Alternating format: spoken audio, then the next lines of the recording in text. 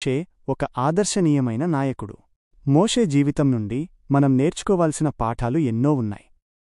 బైబిల్లోని సంఖ్యాకాండం 12వ అధ్యాయం 3వ వచనంలో మోషే భూమ్మీద ఉన్నవాళ్లందరిలోకెల్లా అత్యంత సాత్వికుడు అని ఉంది. కాని మోషే పుట్టుకతోనే సాత్వికుడు కాదు. ఒకప్పుడు ఐగుప్తు రాజకుటుంబంలో పెరిగిన మోషేలో సాత్వికం ఉండేది కాదు. ఒకానొక సందర్భంలో అన్యాయం చేసిన వ్యక్తిని కోపంతో చంపేశాడు. కాని ఇశ్రాయేలీలను నడిపించడానికి ధైర్యం మాత్రమే సరిపోదని యెహోవా మోషేకు అర్థం చేయించాడు. దానికి దాదాపు 40 సంవత్సరాలు పట్టింది. ఈ కాలంలో మోషే వినయస్థుడిగా, లోబడేవాడిగా, సౌమ్యుడిగా ఎలా ఉండాలో నేర్చుకున్నాడు. అప్పుడు అతను ఒక గొప్ప నాయకుడిగా మారగలిగాడు.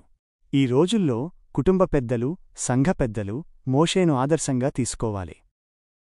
ఎవరైనా మిమ్మల్ని అవమానించినప్పుడు త్వరగా కోపం తెచ్చుకోకూడదు. బైబిల్లోని ప్రసంగి 7వ అధ్యాయం 9వ వచనంలో 20వ వచనంలో చెప్పినట్లుగా మనం చేసిన తప్పులను వినయంగా ఒప్పుకోవాలి.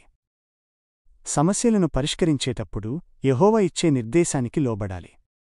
సామెతలు 15వ అధ్యాయం 1వ వచనంలో చెప్పినట్లుగా ఎల్లప్పుడూ శాంతంగా జవాబివ్వాలి.